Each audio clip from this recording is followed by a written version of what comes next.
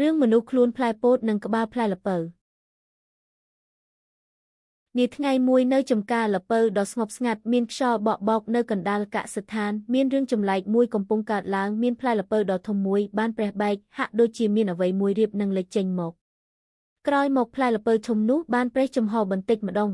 ងហើយមានរាងកាយចម្លែកមួយមានខ្លួនជាផ្លែពោតនិងក្បាលល្ពៅបានផុសចេញពីខាងក្នុងខ្លួនប្រានគ្រប់ដោយសរសៃពោតលាតចេញពេលគាត់ដកដង្ហើមភ្នែកពណ៌លឿងភ្លឺរបស់គាត់សម្លឹងមើលជុំវិញដោយភាពងឿងឆ្ងល់មនុស្សចម្លែកកាគីជំពប់ជើងដួលនៅពេលគាត់ព្យាយាមដើរឬរបស់គាត់នៅតែជាប់នៅនឹងដីគាត់មើលដែលជើងរបស់គាត់មានពណ៌បៃតងដូចស្លឹកឈើហើយជាលើកដំបូងដែលគាត់យល់ថាគាត់មានជីវិតដ៏ចម្លែកជាមួយនឹងជំហានស្ទាក់ស្ទើរកាគីបានដើរឆ្លងកាត់កសិដ្ឋានល្ពៅហើយមានអារម្មណ៍ថាចំការពោតហាក់បីដូចជាខ្សឹបប្រាប់គាត់ដោយស្វាគមន៍គាត់ចូលទៅក្នុងពិភពរបស់ពួកគេនៅក្នុងចំការមានផ្ទះឈើចាស់បែកបាក់បង្អួចត្រូវបានប្រេះបែកដោយខ្យល់បក់កាគីសម្លឹងមើលវាដោយមានអារម្មណ៍ថាមានទំនាក់ទំនងចម្លែកទៅនឹងផ្ទះចាស់នោះខ្យល់បក់ផាត់កាត់វាលកាគីបានបិទភ្នែករបស់គាត់ហើយស្ដាប់ដោយមានអារម្មណ៍នឹកដល់អ្វីម្យ៉ាងកាគីដើរទៅមុខបន្តិចក៏បានរកឃើញអណ្ដូងចាស់ដែលគ្របដណ្ដប់ដោយស្លែគាត់បានឆ្លុះមើលខ្លួនឯងក្នុងទឹកគាត់បានឃើញខ្លួនឯងជាលើកដំបូងដែលមានរាងកាយជាផ្លែពោតនិងល្ពៅពេលព្រះអាទិត្យលិចដល់ជើងមេឃប្រែពណ៌ជាពណ៌ទឹកក្រូចនិងពណ៌ស្វាយកាគីឈរតែម្នាក់ឯងនៅក្នុងវាលដ៏ធំនោះដោយដឹងថាគាត់គឺជាមនុស្សចម្លែកហើយមានអារម្មណ៍ឯកាក្នុងចិត្ត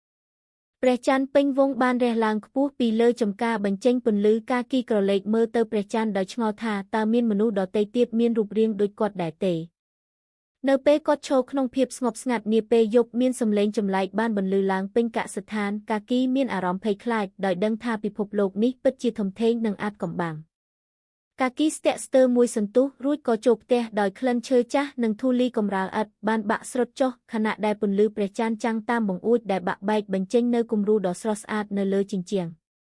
នៅខាងក្នុងកាគីបានរកឃើញវត្ថុដែលគេទុកចោលមានដូចជាកញ្ចក់កៅអីថ្មនិងគំនូរចាស់របស់កសិករម្នាក់ដែលធ្លាប់រស់នៅទីនោះរំពេចនោះសំឡេងភ្លៀងធ្លាក់កាគីរត់ទៅខាងក្រៅដោយភ្ញាក់ផ្អើលជាមួយនឹងភ្លៀងធ្លាក់ពីលើមេឃពេលភ្លៀងធ្លាក់មានទឹកធ្លុកដ៏ធំចាំងពីព្រះច័ន្ទពេញវងកាគីបានឆ្លុះឃើញខ្លួនគាត់ម្ដងទៀតប៉ុន្តែលើកនេះគាត់ញញឹមទទួលស្គាល់ខ្លួនឯងពេលយប់កាន់តែជ្រៅផ្កាភ្លើងតូចបានលេចចេញមករំជុំវិញកាគីហាក់ដូចជាស្វាគមន៍គាត់ចូលមកក្នុងពិភពលោកនេះកាគីបានឮសំឡេងស្រែកយ៉ាងខ្លាំងហើយមើលឃើញមានកណ្ដុរតូចមួយដែលសើមដោយទឹកភ្លៀងកាគីលើកវាឡើងដោយថ្នមកាគីបានយកកណ្ដុរតូចចូលក្នុងផ្ទះឈើហើយធ្វើកន្លែងដេកតូចមួយពីស្លឹកឈើកណ្ដុរបានដេកយ៉ាងកក់ក្ដៅនិងមានសុវត្ថិភាពយប់បានកន្លងផុតទៅហើយពេលព្រះអាទិត្យចាប់ផ្ដើមរះពន្លឺពណ៌មាសបានសាយភាយពេញវាលល្ពៅម្ដងទៀតកាគីឈរនៅមាត់ទ្វារមើលព្រះអាទិត្យនៅពេលព្រឹកកាគីបានដឹងថាគាត់មិនមែនគ្រាន់តែជាអ្នកកើតនៅទីនោះប៉ុណ្ណោះទេគាត់គឺជាអ្នកការពារទឹកដីនោះគាត់ជាម្ចាស់កម្មសិទ្ធិនៃកសិដ្ឋានផងដែរ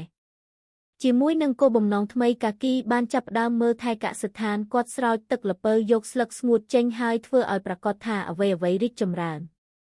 ប៉ុន្មានថ្ងៃកន្លងផុតទៅកាគីមានអារម្មណ៍ថានៅផ្ទះចាស់បាក់បែកនិងកសិដ្ឋានល្ពៅនោះមិនមែនគ្រាន់តែជាកន្លែងធម្មតានោះទេតែវាជាពិភពលោកនិងបេះដូងរបស់គាត់សូមអរគុណ